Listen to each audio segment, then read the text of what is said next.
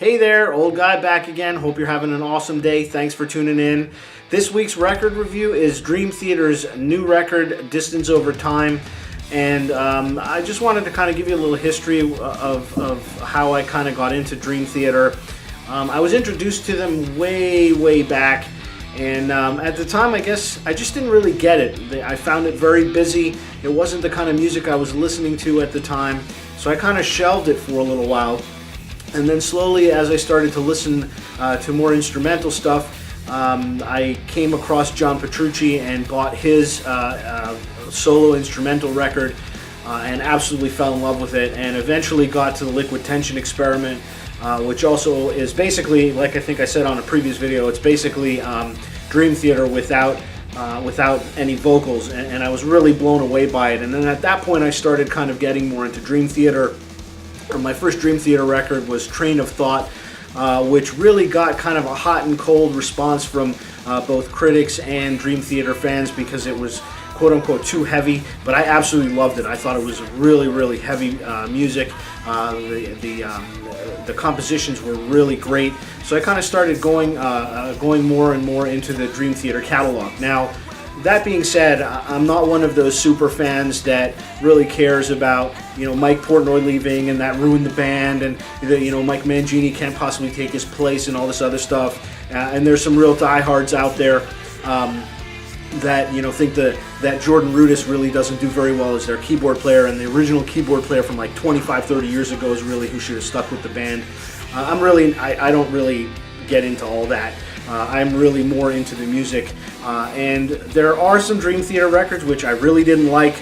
Octavarium is one of them. I really disliked that record completely. Also, certain tunes on some of the more popular records I really didn't like Count of Tuscany. It just didn't vibe with me.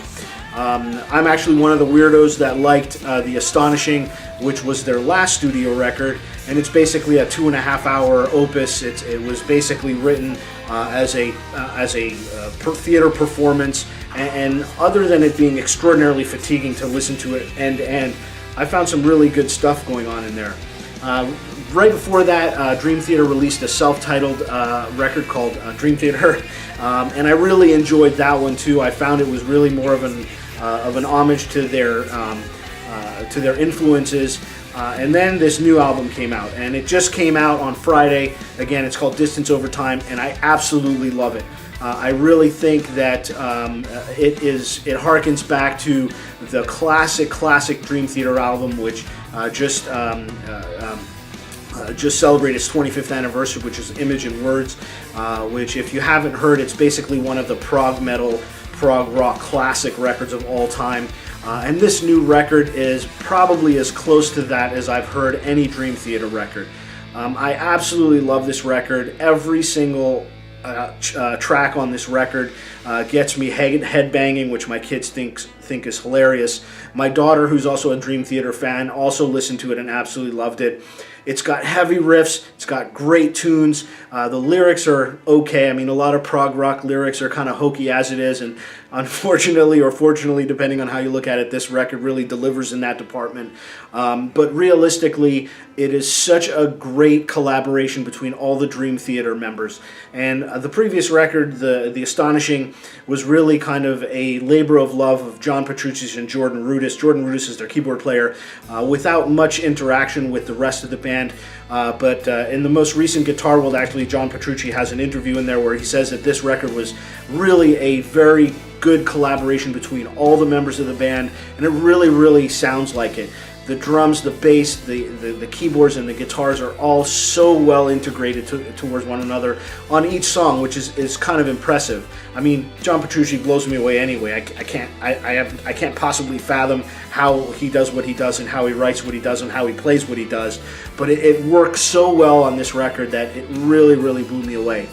The only thing that I can say about the record that I'm kind of iffy about, and this doesn't really have anything to do with the record itself, but James LaBrie, the vocals on the record are really good, really strong, and I've heard him live, and he struggles with translating what's on the record to the live situation, and that kind of has me a little worried on this record because I just don't see him having the range that he does anymore for what he sang on the record and how he's going to translate that to the live setting.